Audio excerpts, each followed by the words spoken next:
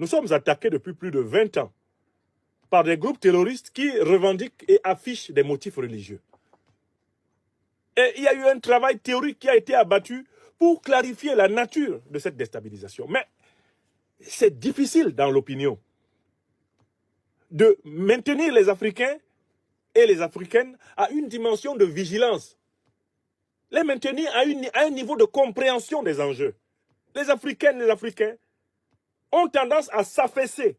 Une fois qu'on leur a expliqué une chose une fois, ils ont tendance à s'affaisser dans l'oubli de ce qu'on leur a expliqué et recommencer les explications les plus stupides que nous puissions faire. Nous n'avons plus le droit de nous tromper.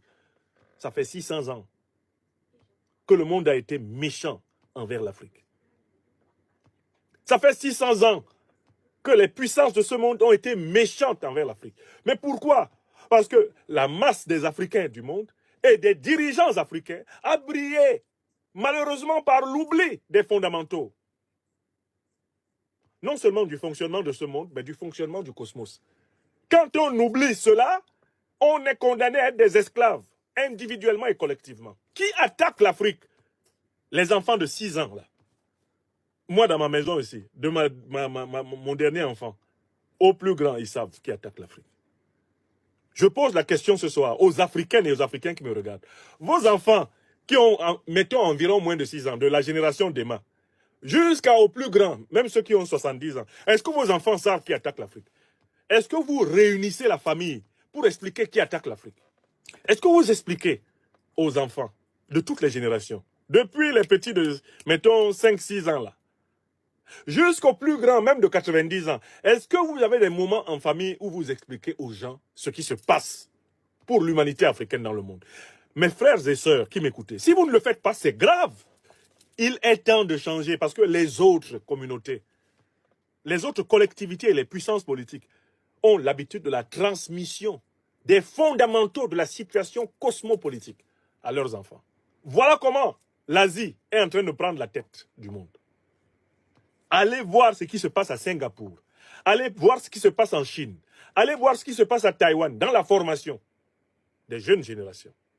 Vous comprendrez que c'est dans l'éducation des jeunes générations que nous, Africains, on a été doublés. Pourquoi les Africains, là, qui sont docteurs, qui sont professeurs, qui sont tout ce que vous voulez, et qui ont la capacité d'expliquer, de comprendre, pourquoi est-ce qu'ils ne s'investissent pas dans cette pédagogie citoyenne?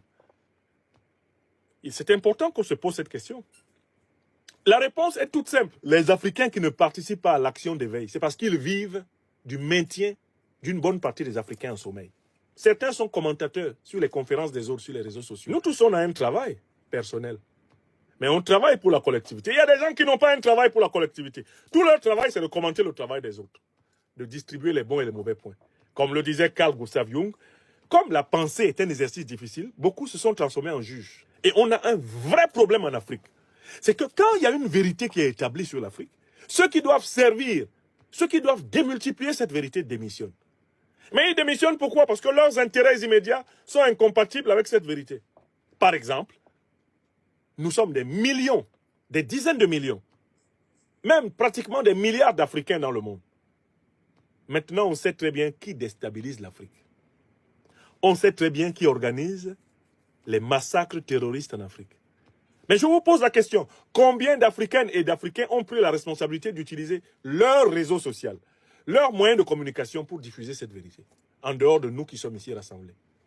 Vous qui êtes là sur les plateformes, vous faites partie de ceux qui font un effort pour faire connaître la vérité sur notre continent. Mais vous pensez que nous sommes la majorité des Africains? Non. Nous sommes une minorité d'Africains ici sur les réseaux sociaux. Ce n'est pas la majorité des Africains qui est là. La majorité est en train de profiter d'un monde dans lequel l'Africain est traité comme une marchandise, traité comme une chose. Un monde dans lequel l'Africain est prié d'attendre plus tard pour être libre. Ils sont dans la plantation de la domination occidentale et moyenne-orientale. Ils vivent dedans et ils trouvent qu'ils sont heureux. Parce que dans cette plantation, ils ont réussi à remplir l'idéal des 4 V. Ventre, villa, virement, voiture. Une fois que les 4 V, comme le disait mon maître à Yabassi du Cameroun, Serge Benoît Conta, une fois que la dialectique des 4 V est remplie, une bonne partie des Africains, l'écrasante majorité des Africains, commencent à vivre une vie roupillante, tranquille. Et le soir, quand ils ont le temps, entre 2 euros, Ils regardent ce qu'il y a sur les réseaux sociaux, ils critiquent un tel, ils soutiennent un tel et ils s'en vont dormir. C'est un vrai problème civilisationnel que nous avons.